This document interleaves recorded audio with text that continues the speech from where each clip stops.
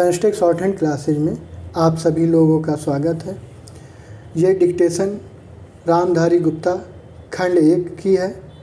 80 word पर minute की speed से 10 मिनट की रिकॉर्ड की गई है। आप सभी लोग तैयार हो जाएं। डिक्टेशन स्टार्ट होगी 5 सेकंड बाद।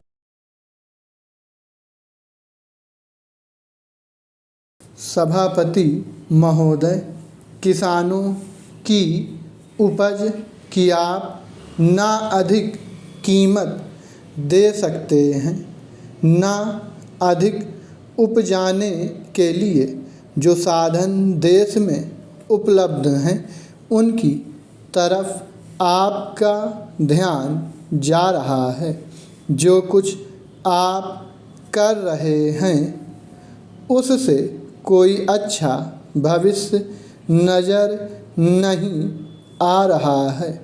मैं यही कहना चाहता हूँ कि आप देखें कि आपके कार्यक्रम में कहाँ त्रुटि है, कहाँ कमी है।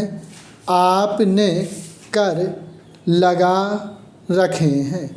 आपने जो कर लगाए हैं वे तो लगाए ही हैं। हमारे प्रदेश में तो ज़मीन पर 25% ज़्यादा कर भी लगा दिया गया है। इतना बोझ अगर किसान पर होगा तो उसकी कमर टूट जाएगी। वह पहले से टूटी जा रही है, लेकिन वे इन करों को देने के लिए भी तैयार हैं। यदि आप उस तरह के साधन उन किसानों के लिए तैयार करें। पैरा, हमारे उत्तर प्रदेश के कुछ ज़िले हैं, पूर्वी ज़िले हैं, जहाँ पर बहुत बुरी स्थिति है। हमारे सदन के एक सदस्य ने रो रो कर आपको यह बताया था कि वहाँ लोगों को 2 रुपये मजदूरी में मिलता है। इतनी ही एक दिन की उनकी मजदूरी है। सरकार ने एक आयोग की नियुक्ति की थी ताकि वहाँ पर कुछ विकास के कार्य किए जाएं। वह योजना भी अब खटाई में पड़ गई है। आपका ध्यान इन समस्त चीज़ों की ओर कैसे दिलाया जाए, कैसे आपका ध्यान इन सभी कठिनाइयों की ओर आकर्षित किया जाए, समझ में नहीं आता है। पैरा, यातायात के साधनों की स्थिति यह है कि ट्रेनों में दूसरे दर्जे में भीड़ भाड़ का कोई ठिकाना नहीं है, उसकी कोई सीमा नहीं है। हर रोज़ ऐसा मालूम पड़ता है कि कोई मेला चल रहा है। आपके पास अच्छे इंजन हैं, अच्छे गति वाले इंजन हैं, लाइन भी अच्छी हैं, तो क्यों नहीं दूसरे दर्जे के अधिक डिब्बे लगाए जाते हैं। लोगों को कुछ सुविधा मिल जाए, वह काम नहीं किया जा रहा है। आपको किसान की देहात में रहने वाले आदमी की, मजदूर की परवाह नहीं है, जो समस्त कठिनाइयों को झेलता है। आपके सारे कार्यक्रम को पूरा करने की उसमें कहाँ से शक्ति आएगी, कैसे वे अधिक अन्न उपजाकर आपको दे सकेंगे। आप इन सब पर सोच विचार करें। आपने बड़े बड़े फार्म बना दिए हैं, क्या उन्हें आपके फार्म से कोई लाभ मिल रहा है? पैरा, सभापति महोदय, सरकार ने कई कृषि फार्म खोले हैं। क्या ये फार्म घाटे में नहीं चल रहे हैं? अगर सारे खर्च जोड़ दिए जाएं, बड़े बड़े अधिकारियों के वेतन जोड़ दिए जाएं, तो पता चलेगा कि सारे ये कृषि फार्म घाटे में चल रहे हैं। क्या इसी तरह से आप सारे किसानों को घाटे पर खेती करने के लिए मजबूर करेंगे? पैरा, जिस क्षेत्र से मैं आता हूँ वहाँ एक पुल बना है।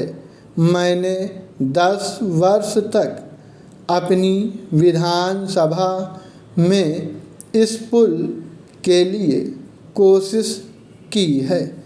जिस दिन से मैं यहाँ आया हूँ बराबर उसकी चर्चा करता आ रहा हूँ, बराबर कोशिश कर रहा हूँ। मैं कहता हूँ कि गंगा पर वह पुल बने। उस पुल को बनाने का आश्वासन भी मिला था। एक प्रश्न के लिखित उत्तर में यह जवाब दिया गया था।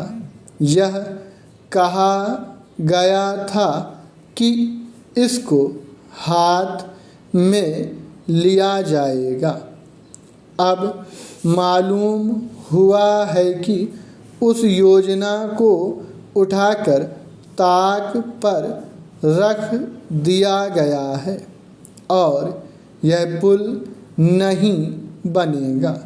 इन लोगों ने क्या कसूर किया है, यह मैं आपसे जानना चाहता हूँ। हमारे क्षेत्र के लोगों ने पाकिस्तान की लड़ाई में सरकार को हर तरह का सहयोग दिया था, हर तरह की सहायता दी थी। हमारे यहाँ के नौजवान भी मोर्चे पर जाकर डटे। जिस समय पाकिस्तान के साथ हमारा युद्ध चल रहा था तो कहीं कोई बात नहीं थी, अन्न की कमी कहीं नहीं थी। अन्न की कमी भी हमारे विरोधी साथी पैदा करते हैं, जो यह चाहते हैं कि सरकार असफल हो जाए। ये लोग जो कहते हैं उसको आप समझें। एक तरफ तो हमारे मित्र की बात है जो देश के बड़े बड़े शहरों में दंगे करवाते हैं, दूसरी तरफ हम हैं जो कि इनकी बातों को नहीं समझ पाते। इनको सभी वे लोग मिल जाते हैं जो बेकार होते हैं या जो दंगे करवाने के लिए उत्सुक हैं। इसलिए सरकार का इन सारी चीज़ों की तरफ ध्यान जाना चाहिए और उसको सोचना चाहिए कि क्या तरीका इन सब से बचने का हो सकता है। एक ही तरीका हो सकता है कि इस देश में हर आदमी को काम मिले, देहात में लोगों को करने के लिए काम मिले और खादी कमीशन की जो कि एक अच्छी योजना है वह ठीक तरह से चले। सौभाग्य से मैं आर्य समाज संगठन से संबंध रखता हूँ। स्टॉप।